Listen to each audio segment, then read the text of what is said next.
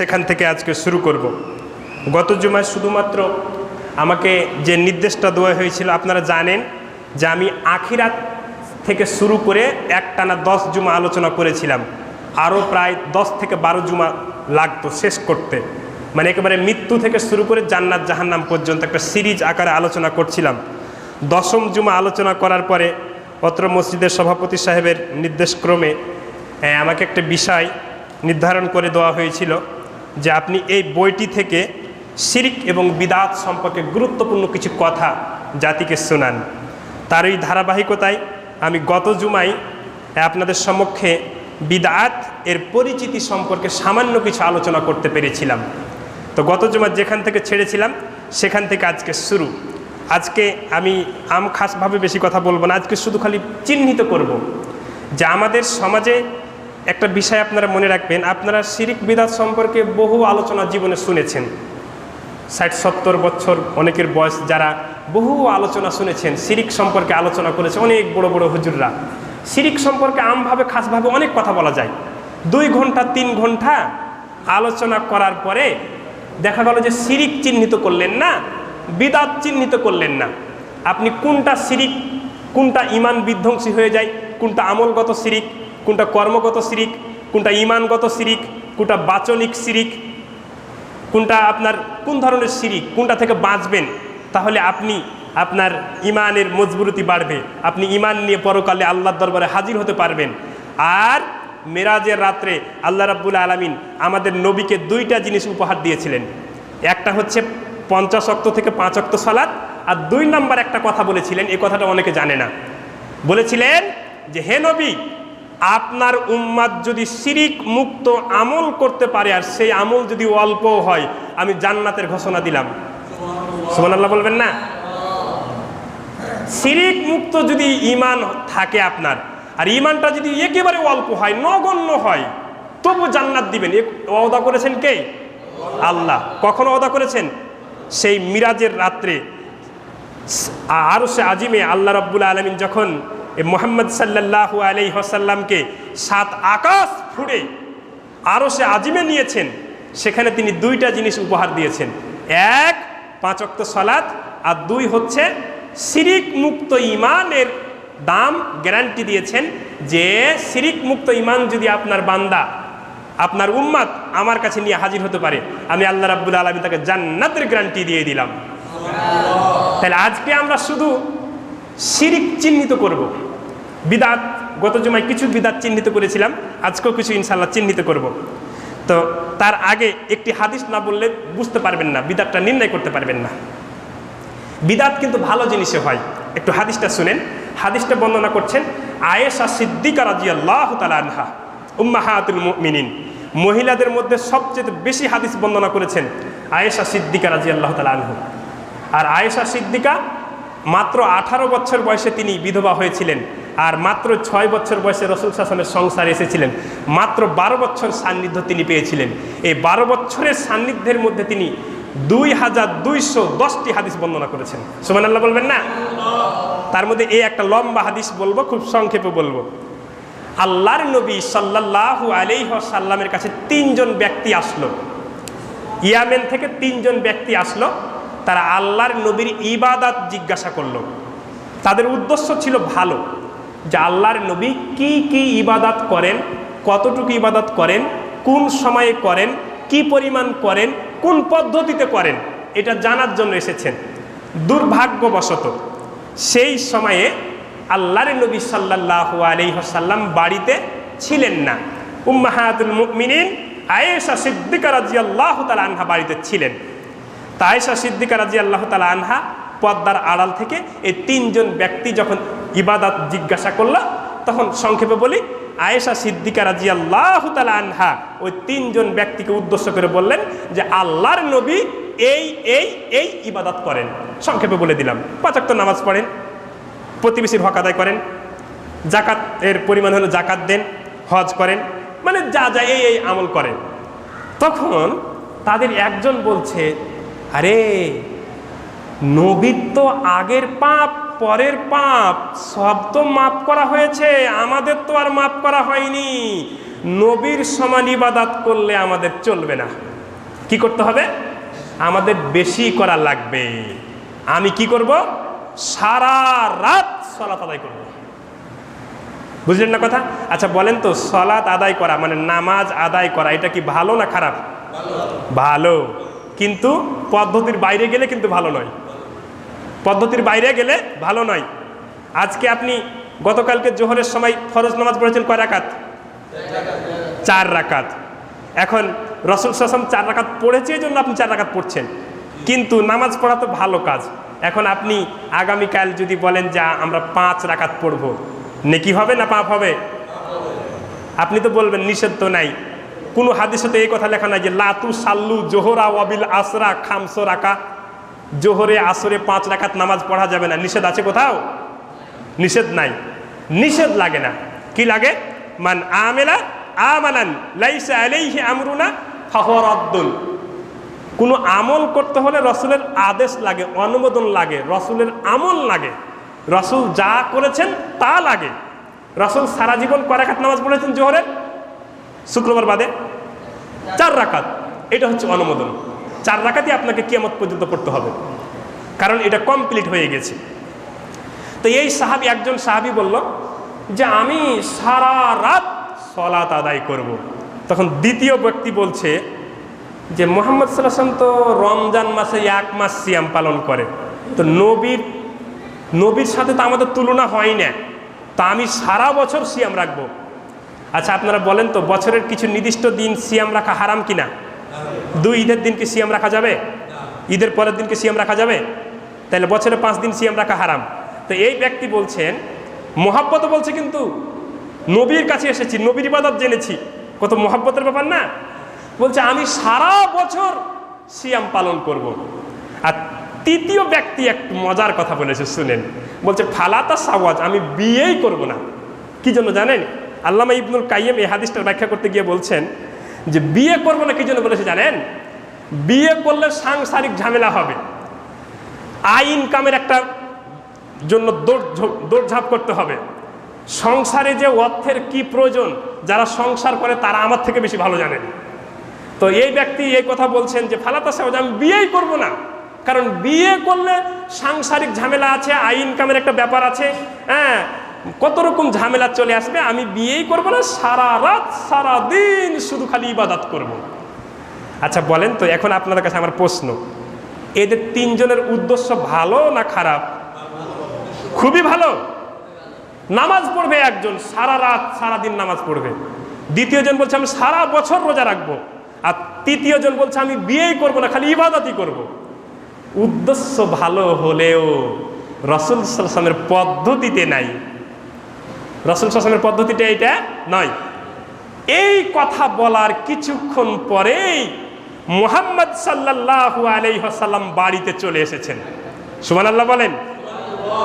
আসার পরে এবার আয়েশা সিদ্দিকা রাদিয়াল্লাহু তাআলা আনহা বলছে, ইয়া রাসূলুল্লাহ, এই 3 জন ব্যক্তি আপনার ইবাদত জিজ্ঞেস করেছে, আমি আপনার ইবাদত তাদের সামনে পেশ করেছি। তো পেশ করার পরে তাদের একজন বলছে যে এই নবীর আগের পাপ পরের পাপ সব মাফ করা হয়েছে, আমাদের তো মাফ করা হয়নি, নবীর সমান করলে তো আমাদের চলবে না, নবীর চাইতে আমাদেরকে একটু বেশি করা লাগবে।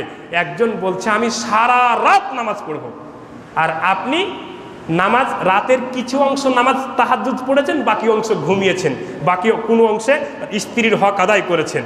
আর এরা বলছে, এই প্রথম ব্যক্তি বলছে সারা রাত নামাজ পড়বো, আর দ্বিতীয় ব্যক্তি বলছেন যে সারা বছর রোজা রাখবো।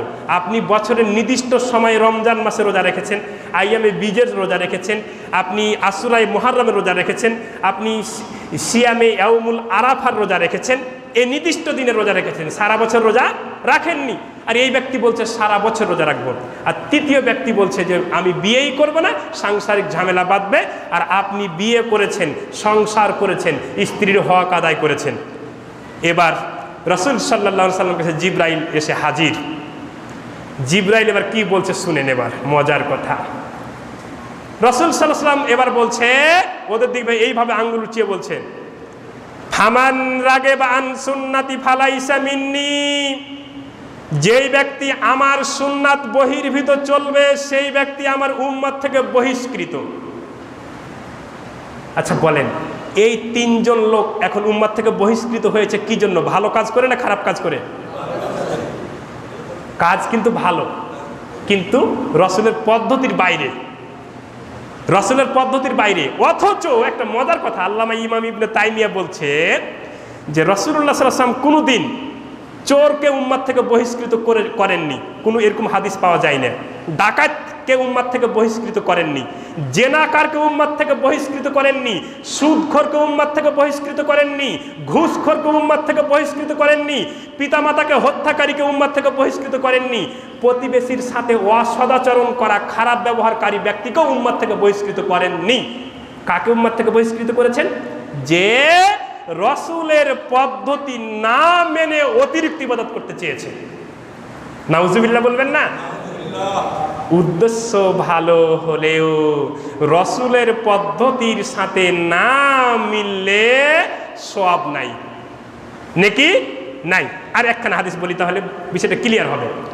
আল্লাহর নবী সাল্লাল্লাহু আলাইহি ওয়াসাল্লামের সাথে হযরত উমর, হযরত আবু বকর, হযরত আব্দুল্লাহ ইবনে মাসউদ সহ বেশ কয়েকজন রাইসুল মুফাসসিরিন জলিলুল কদর সাহাবী রাস্তা দিয়ে হেঁটে যাচ্ছিলেন। এমতো অবস্থায় হযরত উমর রাদিয়াল্লাহু তাআলা আনহুকে একজন একটা তাওরাতের কিতাব দিয়েছেন। আচ্ছা বলেন তো, তাওরাত কিতাবের কথা, মুসা নবীর কথা কোরআনে আছে না নাই? ওয়াইজ ক্বালা মূসা লিকাওমিহি ইয়া কওমি লিমা তুজুনানি ওয়া কাদ তা'লামুনা আন্নী রাসূলুল্লাহি ইলাইকুম মুসাদ্দিকাল লিমা বাইনা ইয়াদাইহি মিনাত তাওরাতি বিরাসূলিন ইয়াতি মিন বাদি ইসমুহু আহমদ। আছে না নাই? কত আছে। মুসা নবীর নাম সবচেয়ে বেশি কোরআনে আছে, আর তাওরাতের নাম সবথেকে বেশি কোরআনে আছে। এইরকম একটা কিতাব যদি আপনাকে কেউ বলে যে এইটা মুসা নবীর ওপরে নাজিল হওয়া কিতাব তাওরাত, তা আপনি পাওয়া মাত্রই পড়তে বসবেন কি বসবেন না? দেখি কি লেখা আছে। হযরত উমর শুধু খালি তাওরাত কিতাবের নাম শুনেছেন, তাওরাতের নাম আয়াতে মুখস্থ করেছেন, মুসা নবীর নাম শুনেছেন, কিন্তু তাওরাত কিতাব কখনো দেখেননি। আর হযরত উমরকে তাওরাত কিতাবটা দেওয়া মাত্রই রাস্তাতে বসে পড়েছেন এবং পড়া শুরু করেছেন। সুবহানাল্লাহ বলেন। আর রাসূল সাল্লাল্লাহু আলাইহি ওয়াসাল্লাম হাঁটতে আছে। তো এই বিষয়টা সর্বপ্রথম দেখেছে হযরত আবু বকর। আবু বকর কিন্তু দেখে নিয়েছে যে হযরত উমরের হাতে একজন একটা তাওরাতের কিতাব দিল, আর হযরত উমর তাওরাতটা পেয়ে খুশি হয়ে রাস্তায় বসে গেছে এবং পড়া শুরু করেছে। এবার হযরত আবু বকর উমরকে কি বলছে দেখেন, কত নরম মনের সাহাবী, কিন্তু রাগলে কত কঠোর দেখেন। বলছে তাব্বাল্লাকা ইয়া উমর, এই উমর তোমার দুই হাত ধ্বংস হোক, তুমি তাওরাত পড়ছো। যেমনি বলেছে তাব্বাল্লাকা ইয়া উমর, উমর তোমার দুই হাত ধ্বংস হোক, কে বলছে? আবু বকর রাদিয়াল্লাহু তাআলা আনহু। তখন এই কথাটা মুহাম্মদ সাল্লাল্লাহু আলাইহি ওয়াসাল্লাম শুনে নিয়েছে। কি হলো? তো মুহাম্মদ সাল্লাল্লাহু আলাইহি ওয়াসাল্লাম পিছন থেকে ফিরে দেখছে, আরে রাস্তায় উমর বসে আছে আর তাওরাত পড়ছে। তো যেমনি দেখেছে যে রাস্তায় বসে তাওরাত, উমরের হাতে তাওরাত, উমর পড়ছে, তখন রাসূল সাল্লাল্লাহু আলাইহি ওয়াসাল্লামের চেহারা বিবর্ণ হয়ে গেছে। অনেক সময় মানুষ বেশি রেগে গেলে চেহারা লাল হয়ে যায় না, এরকম হয় কি হয় না? তো হযরত উমর বলছে যে আমি রাসূলের চেহারার দিকে তাকিয়ে দেখছিলাম যে এত রেগেছেন, অগ্নিশর্মা হয়ে গিয়েছেন, দিয়ে আমাকে কি বলবেন, মানে এত রেগেছেন, রাসূল সাল্লাল্লাহু আলাইহি ওয়াসাল্লামের মুখ দিয়ে কোনো কথা বের হচ্ছে না, মানে আমার উপরে এত ক্ষিপ্ত হয়েছে। তখন আমি রাসূলের রাগ দেখে আমার নিজের ভাষায় 3টা শব্দ বানিয়ে বলেছি। এই 3টা শব্দ আল্লাহর খুব পছন্দ হয়ে গেছে। এই 3টা শব্দ কে বলতে পারেন? রাজিতু বিল্লাহি রাব্বাও ওয়া বিল ইসলামি দীনান ওয়া বি মুহাম্মাদিন নাবিয়্যা। মানে রাসূল সাল্লাল্লাহু আলাইহি ওয়াসাল্লামের রাগ দেখে হযরত উমর একটু রাগটাকে প্রশমিত করার জন্য বলছে রাজিতু বিল্লাহি রাব্বাও, আমি আল্লাহকে রব হিসেবে পেয়ে খুশি হয়ে গেছি। ওয়া বিল ইসলামি দীনান, আর ইসলামকে ধর্ম হিসেবে পেয়ে খুশি হয়ে গেছি। ওয়া বি মুহাম্মাদিন নাবিয়্যা সাল্লাল্লাহু আলাইহি ওয়াসাল্লাম, আর মুহাম্মদ সাল্লাল্লাহু আলাইহি ওয়াসাল্লামকে নবী হিসেবে পেয়ে খুশি হয়ে গেছি। তখন মুহাম্মদ সাল্লাল্লাহু আলাইহি ওয়াসাল্লাম একটু হেসে উঠেছেন। মানে কথা 3টা কিন্তু খুব পাওয়ারফুল কথা। মানে রাজিতু বিল্লাহি রাব্বাও, মানে আমি আল্লাহকে রব হিসেবে পেয়ে খুশি হয়ে গেছি। ওয়াবিল ইসলামি দীনা, আর ইসলামকে দিন হিসেবে পেয়ে খুশি হয়ে গেছি। ওয়াবি মুহাম্মাদিন নাবিয়্যা, আর মুহাম্মদ সাল্লাল্লাহু আলাইহি ওয়াসাল্লামকে নবী হিসেবে পেয়ে খুশি হয়ে গেছি।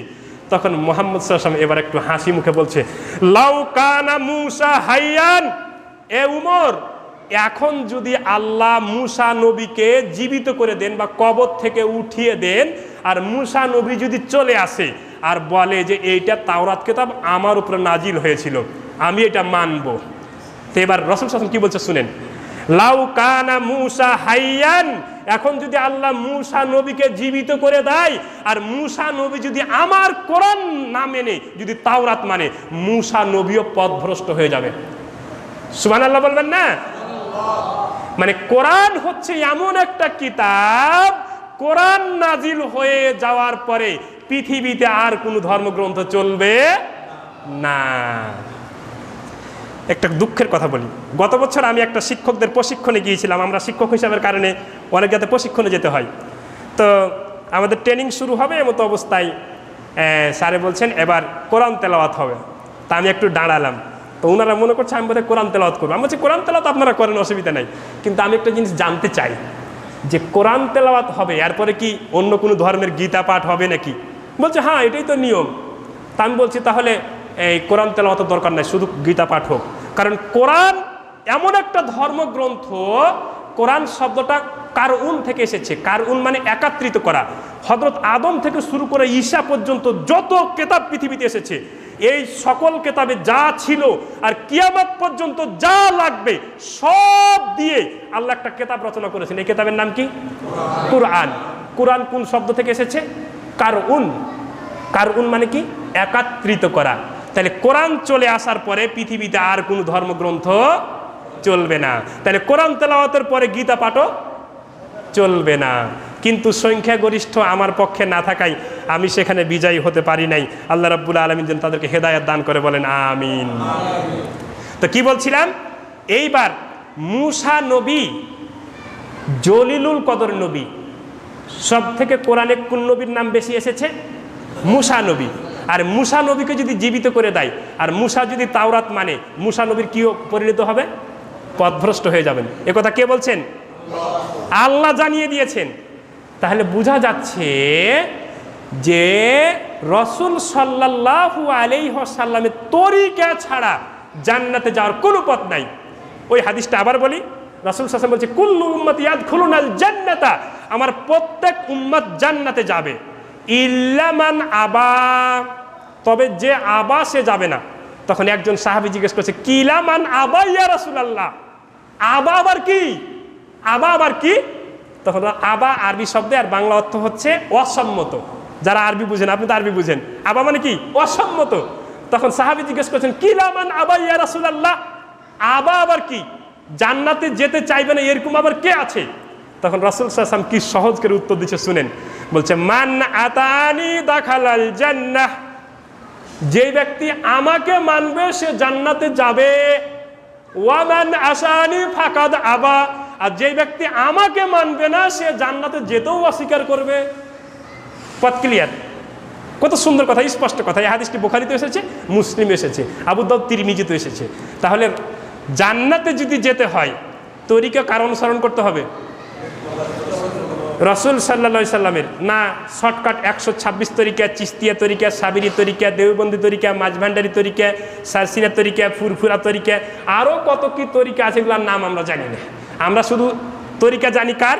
মিম মুহাম্মাদুর রাসূলুল্লাহ সাল্লাল্লাহু আলাইহি ওয়াসাল্লামের। শুধু এই তরিকা জানিও, জন্য বাকি তরিকার নাম জানি না। তাহলে তরিকা হবে কয়টা? একটা।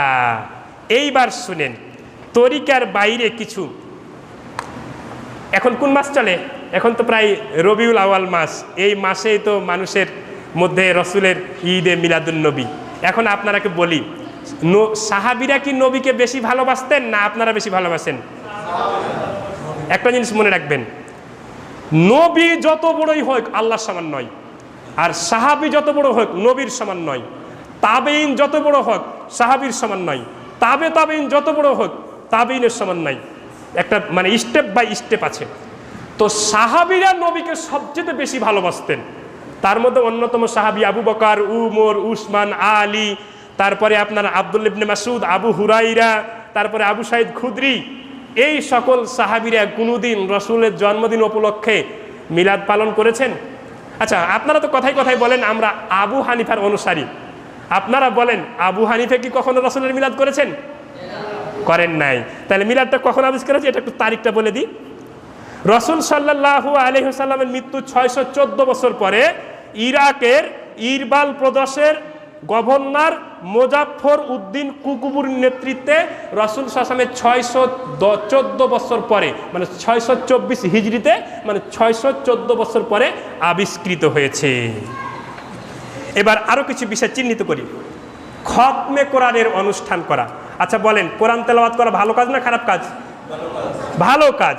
কিন্তু এই কোরআন তেলাওয়াতটা যদি উদ্দেশ্য করেন খতমে কোরআনের উদ্দেশ্যে, তাহলে কি এটা রাসূলের পদ্ধতি হলো না রাসূলের পদ্ধতির বাইরে গেল? আচ্ছা, কোরআন তেলাওয়াত কত ভালো কাজ, একটা হাদিস শোনা আপনাকে শুনাই। নবী বলছেন, মান করা হারফান মিন কিতাবিল্লাহ, কেউ যদি আল্লাহর কিতাবের একটা অক্ষর তেলাওয়াত করে, ফালাহু বিহি হাসানা, তবে সে একটা হাসানা পেল। হাসানা মানে সব নেকি পেল। ওয়াল হাসানাতে আসারাতে আমসালিহা, আর একটা হাসানা হচ্ছে 10টা নেকি। সুবহানাল্লাহ বলবেন না? তাহলে কোরআনের একটা অক্ষর তেলাওয়াত করলে কয় নেকি? তারপরে কিন্তু এখনো থামেনি হাদিস, শুনেন রাসূল সাল্লাল্লাহু আলাইহি ওয়াসাল্লাম আরো বলতে আছে যে লা ইয়াকুলু আলিফ লাম মিম হারফুন, আমি বলি না যে আলিফ লাম মিম একটা অক্ষর, বরং ওয়া আলিফুন হারফুন ওয়া লামুন হারফুন ওয়া মিমুন হারফুন। রাওয়াহুল বুখারী বলছেন যে আমি বলি না যে আলিফ লাম মিম একটা অক্ষর, বরং আলিফ একটা অক্ষর, লাম আরেকটা অক্ষর, মিম আরেকটা অক্ষর। সুবহানাল্লাহ বলবেন না? তাহলে কেউ যদি আলিফ লাম মিম বলে তাহলে কত নেকি পাবে? কমপক্ষে 30 নেকি।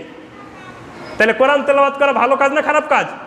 ভালো কাজ। এখন এই ভালো কাজটাই যদি আপনি খতমে কোরআনের নাম দিয়ে করেন তাহলে কিন্তু আর ভালো কাজ রইল না। তারপরে বলছিলাম কি, এই আশুরায়ে মুহররম পালন করা। রাসূলুল্লাহ সাল্লাল্লাহু আলাইহি ওয়াসাল্লাম যখন মদিনায় আসলেন, মদিনায় আসার পরে বললেন যে শুনো তোমরা আজকে কি করো? তো বলছে আজকে আমরা 10 মুহররম মাসে আমরা মুসা নবীকে আল্লাহ নীল নদ পার করে দিয়েছিলেন, আর ফেরাউন জালিম পাপিষ্টকে আল্লাহ ডুবিয়ে মেরেছিলেন, এই জন্য শুকরিয়া আদায় করে আমরা 10 মুহররম সিয়াম পালন করি। তখন মুহাম্মদ সাল্লাল্লাহু আলাইহি ওয়াসাল্লাম বলছে শুনো, ইহুদিরা যা করে তোমরা তার বিপরীত করো। ইহুদিরা বছরে 10 মুহররম একদিন সিয়াম পালন করে, তোমরা 2 দিন সিয়াম পালন করো। আপনারা এবার সবাই 2 দিন সিয়াম পালন করছেন না? 2 দিন সিয়াম পালন করছেন না? হ্যাঁ, তাহলে মুহাম্মদ সাল্লাল্লাহু আলাইহি ওয়াসাল্লামের তরিকা হচ্ছে কয়দিন সিয়াম পালন করা? 2 দিন সিয়াম পালন করা। কিন্তু বাংলাদেশের ঢাকার মোহাম্মদপুরে একটা গোষ্ঠী দেখবেন, ওরা সিয়ামের কোনো ধারে না, সেই দিনকে তাজিয়া মিছিল করে। আপনারা পত্র পত্রিকা টেলিভিশনে দেখে থাকেন না, তাজিয়া মিছিল করে, আর হাই হুসেন বলে বুকে ছুরি মারে, আরো কত কি করে, রাস্তায় তাজিয়া মিছিল করে রক্তাক্ত করে দেয়। এটা কি রাসূলের তরিকা না তরিকার বাইরে? তরিকার বাইরে। তার রাসূলের তরিকা হলো কি 2 দিন সিয়াম পালন করা। সিয়াম পালন করা কঠিন আছে, কিন্তু হাই হুসেন করে তাজিয়া মিছিল করা সহজ আছে। আর মিছিলের পরেতে গরম গরম খাবার আছে, মজা আছে না?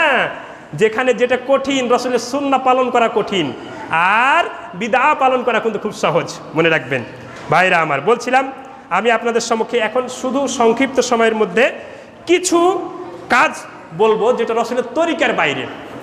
আপনাদের দেশে অনেক মসজিদে দেখবেন মাশাআল্লাহ, আপনারা ভালো, এই দেখবেন যে নামাজ শুরু, মনে করেন যে আর 2 মিনিট পরে জামাত, তখন লাল বাতি জ্বালিয়ে দিল, যে লাল বাতি মানে এখন আর নামাজ শুরু করা যাবে না।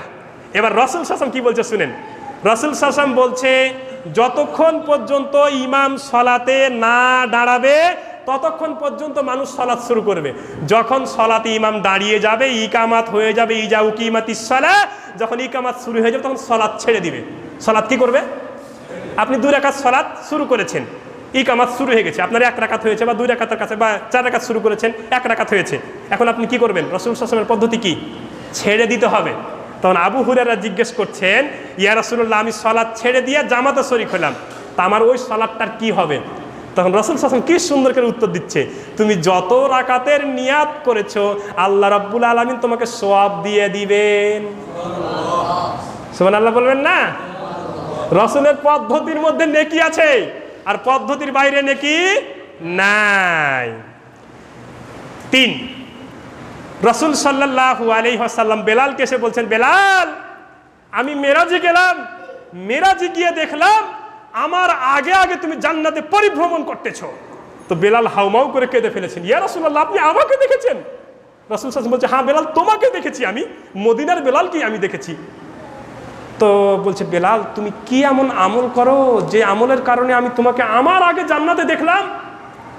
তো বেলাল এবার কেঁদে কেঁদে বলছি, ইয়া রাসূলুল্লাহ আমার তো তেমন আমল বলতে কিছু মনে পড়ে না, তবে একটা আমল আমি করি, উজু করে যখন এই মসজিদে ঢুকি 2 রাকাত নামাজ না পড়ে বসি না।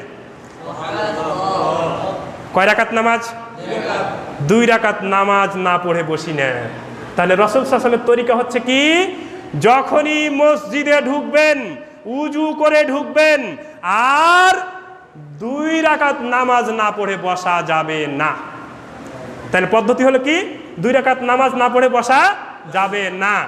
যদি আপনার জামাতের মনে করেন যে 1 মিনিট সময় আছে, আপনি 1 মিনিট দাঁড়িয়ে থাকেন কিন্তু বসতে পারবেন না, এই হাদিস থেকে সুস্পষ্ট প্রমাণিত হয়। কিন্তু আমাদের সমাজে অনেক মানুষকে দেখা যায় যে জামাত এখন ইকামত দিবে, তারপর আগে বসবে, তারপরে উঠে দাঁড়াবে, হাই আলাস সালাম না বললে নাকি দাঁড়া যায় না। এটা কি রাসূলের পদ্ধতি না রাসূলের পদ্ধতির বহির্ভূত পদ্ধতি? তাহলে কি আপনারা এই আমলটা করবেন তো ইনশাআল্লাহ? যখনই, এমন কি আরেকটা হাদিস শুনে, এমন কি আবু সাঈদ খুদরি রাদিয়াল্লাহু তাআলা আনহু বলছেন, রাসূলুল্লাহ সাল্লাল্লাহু আলাইহি সাল্লাম বেলা ফজর এবং জোহরের মাঝামাঝি টাইমে, মানে মনে করেন যে বেলা 10টা হতে পারে, 9টা হতে পারে, 11টা হতে পারে, এরকম টাইমে, মানে ফজর এবং জোহরের মাঝামাঝি টাইমে রাসূল সাল্লাল্লাহু আলাইহি ওয়াসাল্লাম মসজিদে ঢুকলেন। মসজিদে ঢুকার আগে উজু করলেন, উজু করেই মসজিদে ঢুকে 2 রাকাত নামাজ পড়লেন। 10টা 11টার দিকে, মানে মসজিদে ঢুকলেই তাহলে 2 রাকাত নামাজ পড়তে হবে। এটা হচ্ছে রাসূলের পদ্ধতি। আর বসে যাওয়া হচ্ছে রাসূলের পদ্ধতি নয়। এবার কারুকার্যপূর্ণ জায়নামাজ ব্যবহার করা। এখন যে মাশাআল্লাহ আধুনিক ডিজাইনের যুগে কত রকম কারুকার্য করা জায়নামাজ উঠেছে, কিন্তু রাসূলুল্লাহ সাল্লাল্লাহু আলাইহি সাল্লামের যেই জায়নামাজ, যেই মানে কাপড়ে সালাত আদায় করতেন, সেটা ছিল সাদা প্লেন, কোনো কারুকার্য ছিল না। এখন সৌদি আরবের সর্বোচ্চ ফতোয়া বোর্ডের চেয়ারম্যান আল হায়াতি কেবারিল ওলামা আল সৌদি আরবিয়ার গ্রান্ড মুফতি মোহাম্মদ বিন সালেহ আল উসাইমিন, ওনাকে জিজ্ঞেস করা হয়েছে যে কারুকার্যপূর্ণ জায়নামাজ ব্যবহার করলে ক্ষতি কি? তিনি বলছেন, শুনেন, সলাতে একাগ্রতা নষ্ট হয়ে যায়, সলাতের খুশুখুজু নষ্ট হয়ে যায়। আপনার ওই যে কারুকার্য ডিজাইন নকশার দিকে দৃষ্টি থাকে, আপনার সলাতে একাগ্রতা আনতে পারেন না। জায়নামাজ থাকবে কি প্লেন, কোনো দৃশ্য, কোনো কাবার ছবি, কোনো তাজমহলের ছবি কিছুই থাকবে না। কিন্তু আমরা যদি প্লেন জায়নামাজ এই দোকানে থাকে, ওইটা কিনবেন না আপনি কিনবেন তাজমহলের ছবির জায়নামাজ কিনবেন, কাবা ঘরের দৃশ্যের জায়নামাজ কিনবেন। এখন যারা জায়নামাজ বানায় কোম্পানি, তারা দেখছে যে সাদাটা বিক্রি হয় না, এই তাজমহলের ছবিটাই বিক্রি হয়, ওই কাবা ঘরেরটাই বিক্রি হয়, বাধ্য হয়ে তারা বানায়। অনেকে আমাকে প্রশ্ন করে যে তাহলে এটা কারুকার্যপূর্ণ জায়নামাজ ব্যবহার করা ইসলামে জায়েজ নাই, তোরা বানাই কেন? আপনার কারণে বানাই, আপনি প্লেনটা কিনেন না তাই বানাই, তারা বানাইতে বাধ্য, তাদের ব্যবসা করতে হবে। তারপরে বলছিলাম কি, 4, খুব সংক্ষেপে, আমি সবগুলাই বলবো না, আপনাদের সম্মুখে অল্প কিছু কথা বলবো। এবার আপনারা জানেন যে আমাদের মসজিদের সেক্রেটারি জনাব ওহিদ মেম্বার সাহেব আগামী 8 তারিখ না 8 তারিখের দিন হজ এবং উমরায় যাচ্ছেন সস্ত্রীক। তো আমাদের দেশে হজ সম্পর্কে কিছু, উমরা সম্পর্কে কিছু ভুল আছে, এটা একটু বলে নিই। একবার উমরা করতে গিয়ে বা একবার হজ করতে গিয়ে বারবার উমরা করা, এক সফরে কয়টা উমরা হবে বলেন তো? একটা। এক সফরে একটা উমরা হবে। কিন্তু অনেক মানুষ কি বলে, বহু টাকা খরচ করে সুদূর বাংলাদেশ থেকে এসেছি যখন, ছেলের নামে একটা, বউয়ের নামে একটা, স্ত্রীর নামে আর একটা, বড় ছেলের নামে একটা, ছোট ছেলের নামে একটা, এত টাকা খরচ করে এসেছি, উসুল না করলে যাওয়া যাবে না। কিন্তু রাসূল সাল্লাল্লাহু আলাইহি ওয়াসাল্লাম এক সফরে কয়টা উমরা করেছেন? এক সফরে একটাই উমরা করেছেন। এইবার আর একটা কথা বলি, ওই যে হাজরে আসওয়াদ আছে না, যেই জান্নাত থেকে যেই পাহাড়, মানে পাথর না আল্লাহ রাব্বুল আলামিন দিয়েছিলেন, সেটা হচ্ছে হাজরে আসওয়াদ পাথর। এই পাথরে চুম্বন করলেই পাথর সাক্ষ্য দিবে যে এই চুম্বন করেছে, এই চুম্বন করেছে, ওই চুম্বন করেছে, এই চুম্বন করেছে। তখন ওই পাথরের সুপারিশে তাকে জান্নাতি করা হবে, এটা হাদিস। এখন লক্ষ লক্ষ মানুষের কারণে সবাই কি চুম্বন করতে পারবে? সবাইকে চুম্বন করা সম্ভব? সবার চুম্বন করা সম্ভব নয়। তখন মুহাম্মদ সাল্লাল্লাহু আলাইহি সাল্লাম বলেছেন কি, যে পারবে সে চুম্বন করবে, আর যে চুম্বন করতে পারবে না, সে তার সামনে দিয়ে গেলে তার নিয়াত বিশুদ্ধ থাকার কারণে সেও চুম্বন করা নেকি পেয়ে যাবে। সুবহানাল্লাহ বলবেন না? নেকি পাওয়া খুবই সহজ যদি নিয়াত বিশুদ্ধ হয়। নেকি পাওয়া কি খুবই সহজ। এখন আপনি ওখানে চুম্বন আপনাকে করতেই হবে, এই জন্য ভিড়াভিড়ি হুড়োহুড়ি করতে গিয়ে আপনার পায়ের নিচে বৃদ্ধ মানুষরা পদপিষ্ট হয়ে মারা গেল, এবার আপনি কিন্তু হত্যার আসামি হয়ে যাবেন। মুহাম্মদ সাল্লাল্লাহু আলাইহি সাল্লাম কত বিচক্ষণতার পরিচয় দিয়েছেন। তাহলে কি এই হাজরে আসওয়াদ পাথরকে চুম্বন করার জন্য কোনো অনাকাঙ্ক্ষিত পরিস্থিতি সৃষ্টি করা যাবে না। এইবার মুজদালিফায় যাওয়া, যারা হজ করতে যান তারা কিন্তু মুজদালিফায় যেতে হয়। তা আল্লাহর নবী সাল্লাল্লাহু আলাইহি সাল্লাম মুজদালিফায় গিয়েই ঘুমিয়ে গিয়েছেন। কিন্তু আমাদের দেশের অনেক মানুষ বলে বহু স্বপ্ন মুজদালিফায় রাত্রি জাগরণ করা, ও সারা রাত মুজদালিফায় নামাজ পড়ে, সারা রাত জিকির আজকার করে। তাহলে রাসূল সাল্লাল্লাহু আলাইহি ওয়াসাল্লামের তরিকা ছিল কি মুজদালিফায় গিয়ে ঘুমিয়ে যাওয়া। তাহলে ঘুমিয়ে যাওয়ার মধ্যেই নেকি আছে, বুঝলেন না কথা? রাসূল সাল্লাল্লাহু আলাইহি ওয়াসাল্লামের তরিকার মধ্যে নেকি আছে। বদরের যুদ্ধের দিন ২য় হিজরি ১৭ই রমজান আসরের পরে মুহাম্মদ সাল্লাল্লাহু আলাইহি ওয়াসাল্লাম এক গ্লাস পানি নিয়ে বদরের যুদ্ধ শুরু হওয়ার আগ মুহূর্তে পানি খেয়ে নিলেন।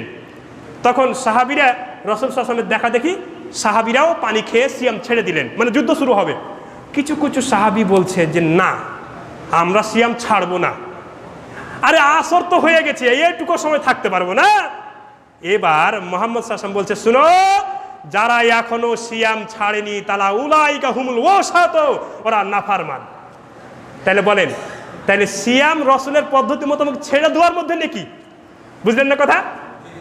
তাহলে যুদ্ধ শুরুর আগ মুহূর্তে শরীরে শক্তির প্রয়োজন আছে, এজন্য আল্লাহর পক্ষ থেকে হুকুম আসলো কি সিয়াম ছেড়ে দাও। নবী সাল্লাল্লাহু আলাইহি ওয়াসাল্লাম সিয়াম ছেড়ে দিলেন। যারা সিয়াম ছেড়ে দিল তারাই হচ্ছে প্রকৃত মানে সুন্নি। আর যারা বলল যে না, এই অল্প সময় মাগরিব তো কাছাকাছি, এটুকু সময় থাকতে পারবো না, আমরা সিয়াম ছেড়ে দিব, আমরা এত বেশি ক্ষুধার্ত হয়ে গেছি, আল্লাহ নবী সাল্লাল্লাহু আলাইহি ওয়াসাল্লাম ওদেরকে কি বললেন? ফামান রাগিবান সুন্নতি ফালাইসা মিন্নি, এরা আমার সুন্নাত বহির্ভূত চলেছে, এই জন্য এরা আমার সুপারিশ পাবে না। যে আমার সময় সংক্ষিপ্ত হওয়ার কারণে আমি আরও অনেক কথা বলতে চেয়েছিলাম, কিন্তু সবগুলোই বলতে পারলাম না। আল্লাহ রাব্বুল আলামিন আমাদেরকে আমল করা তৌফিক দান করে, বলেন আমিন।